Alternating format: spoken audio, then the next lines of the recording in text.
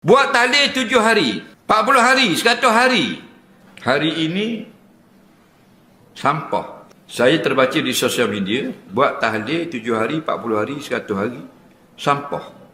Sebab susahkan diri sendiri dan Nabi pun tak buat. Apakah hukumnya?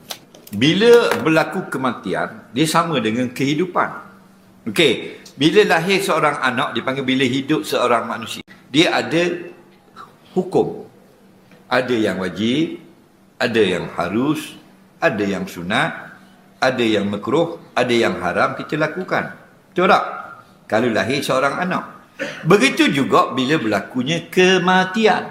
Bila mati seorang, maka ada benda yang wajib, ada yang haram, ada yang makruh, ada yang sunat, ada yang harus. Waktu kita kena mengaji, kena belajar. Faham? Kita nak tahu benda tu je. Kehidupan kita ni takkan lari daripada 5 hukum syarak taklifi. Wajib, haram, sunat, makruh, harus. 5 ni. Maka bila berlaku kematian, kita dah belajar apa yang wajib. 4 perkara. Mandi, kapang, sembahyang, tanam. 4 perkara. Tahlil masuk tak? Sebab tu ulama' semua jawab. Tengok. Fatwa, Lajnah Fatwa Universiti Al-Azhar. Hukum tahlil. Tidak wajib. Dr. Noh Sulaiman, Mufti Jordan, tidak wajib tahlil. Dia tak masuk perkara wajib. Faham lagi? Syekh Hasanai Muhammad Makhluk, Mufti Mesir dulu, tahun 55, tidak wajib. Tahun 59, Syekh Said Al-Haddad Alawi, Mufti Johor, tahun 1959, tidak wajib. Kitab Beberapa Mutiara yang Indah, Fatwa-Fatwa Syekh Abdul Qadir Al-Mandili, tidak wajib.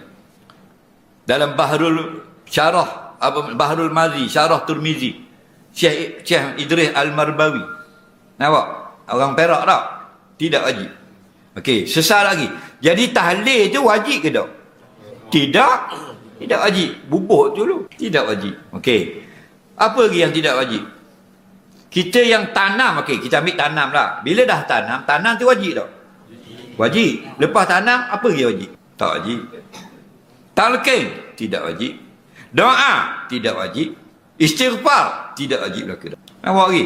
Tanam je. Tanam, balik. Itu je wajib. Kalau hak wajib, okey, kalau kita tak balik lagi, kita istighfar.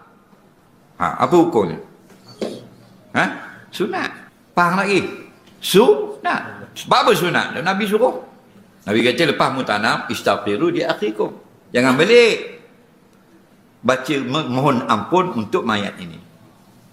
Nampak? Jadi pendek cerita, tahlil lepas kematian bukan perkara yang wajib. Okey, lepas mati kita ambil duit RM100, kita sedekah kat masjid, niat pahala ke ayah kita. Wajib ke harus?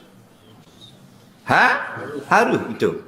Lepas mak kita mati, seminggu lepas, minggu ni kita ambil nasi segantang, kita bagi makan kat orang surau. Wajib ke harus? Itulah tahlil. Pokoknya harus. Itu semua tu ikhtiar orang yang hidup saja. Untuk orang yang telah mati. Okey? Wajib tak kita pergi, dia mati, kita pergi ziarah kubur dia? Wajib ke tak? Pak kita tanam dah petang tadi, wajib tak kita ziarah kubur ayah? Tak. Faham? Jadi, bila berlaku kematian, melakukanlah apa saja yang boleh membantu mereka. Apa dia yang boleh bantu mereka? Doa. Okey, kita pun panggil lah orang masjid, mari berdoa untuk ayah kita yang meninggal petang tadi. Harus. Dan mana yang tak betul? Yang tak betul kita menganggap kalau berlaku kematian, wajib kena buat majlis tahlil. Itu salah. Faham? Adapun kita nak tahlil, kita tak nak tahlil, boleh. Kita nak berdoa, tambah berdoa, boleh. Kita nak baca Quran, hadiah ke dia, tak nak baca Quran, boleh.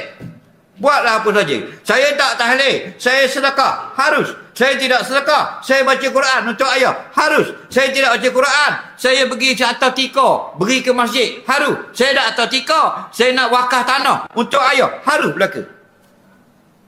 Lepas tu bila Nabi orang perempuan, mak dia mati, dia pergi jumpa Nabi. Ya Rasulullah, inna ummi qad matat. Sungguhnya ibuku telah meninggal. Atasaddaqtu anha. Bolehkah aku tolong bersedekah daripadanya? Seolah-olah dia ni belum mati lagi, aku yang tolong sedekah. Nabi kata, na'am. Nah, dan bukan mesti buat tahlil itu 100 kali. Dah tu orang duk tahlil 100 kali la ilallah, tu dia punya masalah. Kita nak tahlil sekali, silakan. Kita tak nak buat tahlil, makan saja. Harus datang seorang laki-laki, ya Rasulullah, ayyul amali fi islami khair. Amalan apa terbaik dalam Islam? Nabi kata, tut'imu ta'am, jamu orang makan. Jadi bila berlaku kematian, kita nak sedekah pahala kepada ibu bapa kita, kita panggil orang kampung mari rumah. Okey, pengumuman kita tak ada tahlil, saya nak jamu saja makan. Nah, untuk hadiahkan pahalanya kepada ibu bapa saya. 1, 2, 3, makan. Makan. Faham lagi? Dalam hati aku hadiahkan pahala aku sedekah jamu makanan ini kepada dua ibu bapa aku. Hukumnya harus berlaku. Jangan kata wajib.